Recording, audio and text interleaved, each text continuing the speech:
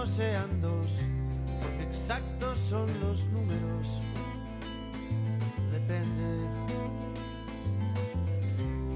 Y aquí estamos de prestado. Muy bien, jueves, y le damos la bienvenida, como todos los jueves aquí en Solo una Noche, a nuestra columnista estrella, Bueno, muchas gracias. Cecilia de Luzuria. ¿Cómo? Buenas noches, bienvenida. ¿Cómo están? Hoy justo puse el dedo. ¿Todo bien? ¿Ustedes cómo andan? Muy bien, todo tranquilo por aquí. ¿Cómo ha estado esta semanita? Corta, esta semana corta, fría. Sí. Bueno, pero estamos ya en el solsticio de invierno. Sí. Casualmente este 21, que fue ayer, el 21, el martes 21, coincidieron el comienzo, creo que, porque siempre hay diferencias entre el comienzo de la estación meteorológica con el solsticio. Bueno, esta vez se conjugaron el 21 de junio los dos. A veces pasa, sí, eso es un estudio, digamos, que se hace astronómico. Claro. Pero también para muchas tribus originarias es el inicio del año. Claro, muy bien, claro, una mejor manera. O sea, para los mapuches, por ejemplo, y creo que lo digo bien eso. Sé que para los mayas, en el calendario maya, el calendario sagrado de Solkin, el año calendario empieza el 26 de julio. Ajá. Así que es interesante, o sea, se ubica más con estas cuestiones de perspectiva de cambio de estación. Claro, bueno, las estaciones... Habría que preguntarle a alguien que sabe un poco más de esto. Pero bueno, ¿no? los cambios de estaciones en las tribus, los pueblos originarios, marcaban el comienzo y el final de etapas y de momentos. Sí, claro. Entonces de hecho, son muy por ejemplo, son procesos importantes para los cuerpos también, porque, por ejemplo, desde el punto de vista de la medicina china, se activa un determinado elemento, ¿sí? De la famosa rueda china. O sea, en las sabidurías antiguas se medía mucho y se miraba mucho la naturaleza y el hombre en relación a la naturaleza, a los animales, se los observaba, a las plantas. Y este es un tema que nos da pie a hablar un poco de lo que queremos charlar hoy, ¿no? Sí, cómo no. Yo te voy a presentar a alguien acá, hablando del frío y del... ¿Quién es? Este es un... Es como un duendecito, no es un duendecito. Ah, este lo traje del sur, del Calafate. Es como que, bueno, yo dije, me llevo pero él me eligió a mí, si fue el primero que agarré. Sí, dicen que sí. Es así, así que él me va a acompañar, va todas las noches aquí. Y no hay que ponerle nombre. Yo le digo maestro porque tiene aspecto de maestro. Bueno, esto lo digo, no es radial lo que estamos haciendo, porque lo estamos grabando también para poder verlo después por YouTube. Ustedes nos pueden ver por YouTube también. Así que a mi duendecito, que después voy a subir una fotito al Instagram del programa. Así lo conocen. Exacto. Bueno, muy bien, Ceci. Vayamos a lo nuestro, al tema que nos reúne hoy. Bueno, me parece interesante tocar este tema porque así como te ha sucedido a vos en primera persona, le ha sucedido a otros consultantes y me ha pasado a mí también en un pasado, porque uno ya elige quizás otras cuestiones y entiende las cosas de otro lugar.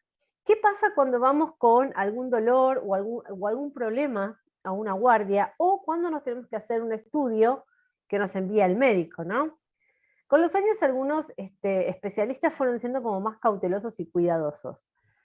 Pero ¿qué sucede cuando nos dan un presunto diagnóstico que nos deja tecleando, como en vilo, ¿no? Tecleando? ¿Qué sucede cuando alguien que nosotros le otorgamos un saber, ¿sí? Y ese saber, entendemos, es mayor que el nuestro, nos da un diagnóstico o nos dice un presunto diagnóstico que no tiene que ver quizás con lo que pueda estar ocurriendo realmente, o sí, porque eso no significa que el diagnóstico sea errado, pero ¿qué sucede cuando eso no lo da una persona que es más de nuestra confianza o con quien deberíamos establecer un vínculo de confianza para poder ver de qué manera seguir este tratamiento o qué posibilidades realmente tengo, ¿no?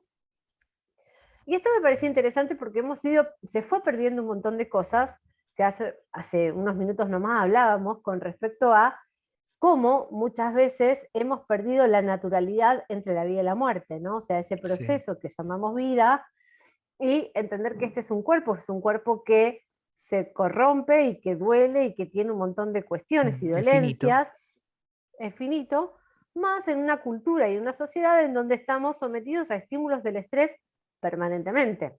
Sí. Vos sabés que en general los budistas hablan que un ser humano promedio puede vivir hasta 150 años. Entonces la una pregunta es por qué nunca llegamos a ese promedio de edad. Sí hay gente que promedios mucho más elevados de los 110 años también, esto es cierto, Sí. pero tiene que ver justamente con el uso que hacemos con nuestro cuerpo como recurso. Pero ¿qué sucede cuando un otro me dice que esto puede estar funcionando mal, que esto tiene olor a enfermedad, ¿no? O enfermedad seria. Bueno, enfermedad, ya algunas personas que te digan Sí, que es sí, una sí. enfermedad es un tema importante, ¿no? Ujú. Es serio, No, digamos, digo, ¿no? lo revisten con cierto tono de gravedad A que, veces sí, o a veces también está como uno interpreta de acuerdo a cómo uno está, claro. ¿no? Y quería traer esto porque está bueno que a través de lo que vayamos nosotros incorporando en nuestra vida, poder hacer una lectura distinta, empezando por poder aprender a escuchar y a registrar lo que nuestro cuerpo está necesitando, ¿sí? Y poder darle eso que está necesitando independientemente de lo que me indiquen. Para nuestros escuchantes tengo que contarles que yo hace un tiempo que no escucho ni leo el servicio meteorológico. ¿Por qué? Porque me ha pasado unas cuantas veces de leer una cosa, pasa otra, obviamente, pero más allá de eso dije, a ver, ¿qué pasa con Cecilia con esta temperatura? ¿Qué pasa con Cecilia cuando sale y dicen que hace frío pero no siente frío? ¿No? Esto es empezar de alguna manera con algo muy chiquitito a escuchar nuestro cuerpo y entender qué nos está sucediendo. ¿Para qué? Diferencias la información que podrías recibir del servicio meteorológico o de un, o no sé, de un Sí, de lo que fuera. pronóstico ¿Sí? a tu percepción. A lo que siente mi Pues, cuerpo. lo ¿Sí? que siente tu cuerpo cuando te enfrentas Exacto. al Al clima. día. Al día.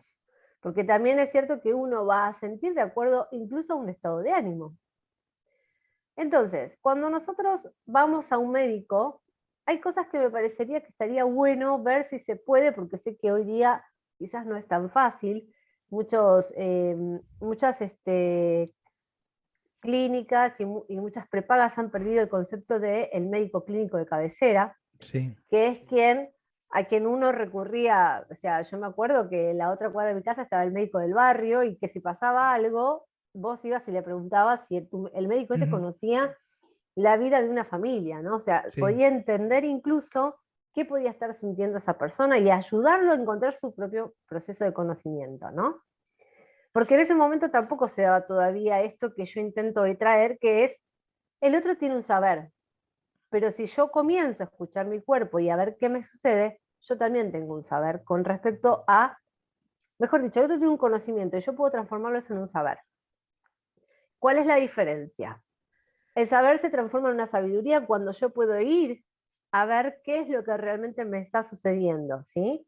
Entonces, mucho tiempo a mí, con temas, sobre todo a nivel de enfermedades ginecológicas, me daban diagnósticos y yo solía leer el diagnóstico que aparecía en El estudio. digamos, en el estudio, y realmente eran para mí tremendo leerlo, ¿no? O sea, era un lugar donde decía, si yo le otorgo el saber al otro, entonces nunca voy a lograr ese proceso de equilibrio con la salud, ¿sí? Bien. Entonces, ¿qué sucede con esto? Está bueno empezar a escuchar qué es lo que nosotros necesitamos. Si yo voy a una guardia por un dolor, esa persona me puede estar diciendo algo, pero estaría bueno que yo ya tenga un médico de cabecera para verlo en la semana con ese diagnóstico, con alguien que yo pueda levantar el teléfono o mandarle un mensaje y consultarle esto, a modo de no tener que esperar, como muchas veces sucede, meses para que nos den un turno. Ni que hablar en el hospital público hoy día. ¿Sí? Hemos perdido, o se ha perdido desde el punto de vista sanitario, esta capacidad de conectar con que del otro lado hay un ser que siente y que también puede decidir, que también puede decir lo que quiere, porque esta es la otra característica de nuestro sistema sanitario, ¿no? Se trabaja mucho sobre la medicina preventiva y sobre muchos estudios alrededor de una persona, pero poco se trabaja acerca de lo que esa persona necesita o desea, ¿sí? O siente. Estamos siempre en el concepto de hay que salvarlo a toda costa, por ejemplo, cuando en realidad a lo mejor esa persona no quiere continuar y habría que ver, por eso se habla, por ejemplo, de grupos o psicólogos que se ocupan, cuando ya el tema es grave, de la psicología del dolor, ¿sí? Ujú.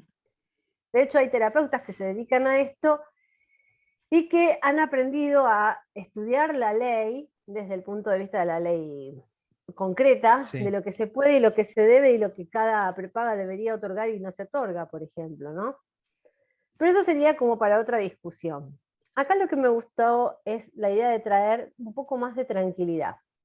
Si yo ya sé que me den un diagnóstico o que me digan algo a una persona que yo le estoy otorgando un saber mayor que el mío, lo bueno es tomarlo entrecomilladamente, ¿sí? Ujú. Ponerlo ahí, en un suspenso, hasta que o se haga todos los procesos de estudios que realmente deberían ser hechos antes de dar un diagnóstico definitivo, o hasta que yo pueda hablarlo con la persona que sé que conoce Mi mi cuerpo, mi cuerpo, historial. conoce exactamente, para evitar colapsos emocionales, ¿no? Sí. Para evitar que nosotros estemos en un vilo hasta que vemos al especialista, por ejemplo, y eso genera en nuestro cuerpo una reacción bastante desagradable, porque estamos siempre estamos como en alerta, ¿no? No Sí, podemos es relajar. lo que a mí me pasó, ¿no? Cuando fui Claro. lo cuento para compartirlo, fui a una guardia traumatológica por un dolor al costado de la cadera, a la altura del fémur, en la cadera, Ujú. y me hicieron una placa y el médico, el traumatólogo de guardia me dijo, bueno, vas a tener que ver un especialista en cadera, o mejor, vas a conseguir uno más rápido, un especialista en tumores óseos. Claro, porque vio una Ya la palabra formación. tumor, Sí, ¿no? una Es un... formación tipo pico, un hueso en pico, como si fuera un espolón, para que los oyentes se ubiquen, se en ubica. la cadera, ¿no? Claro, utilizó la palabra tumor, especialista en tumores, porque uno, más allá de lo que le digan, bueno, sí, no, pero todo es un tumor, porque hasta un lunar es un tumor, en realidad puede ser nada, un granito que no sale es un tumor, en definitiva. Sí, claro. Eh, y uno se asusta, la palabra tumor. Y esto también tiene que ver con el peso de las palabras, ¿no?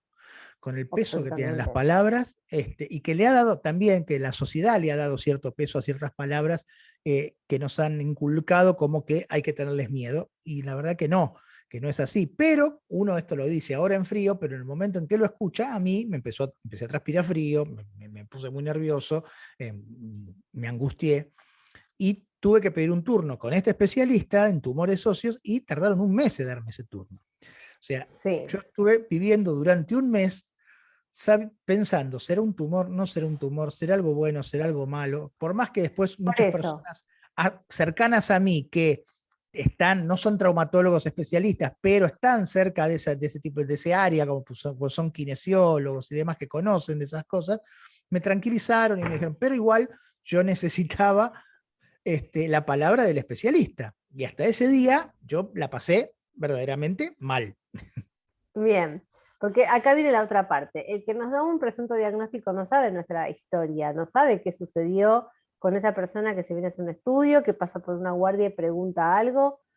Y es esta parte en la cual considero que muchas veces la medicina no acompaña a la persona. Se despersonalizó Uh -huh. el recurso médico, se despersonalizó el hecho de saber que hay un ser del otro lado sintiente. Ni que hablar cuando vamos a un veterinario, Sí, también. ¿no? Como vemos que muchas veces tratan a nuestros animales porque, bueno, porque se supone que no duelen, no sienten, ¿no? Entonces digo, es interesante, si uno está en conexión con uno mismo o con una misma, empezar a ver, bueno, a ver, esta historia, que viene alguien y me dice eso, ¿qué me hace ruido? ¿La palabra tumor?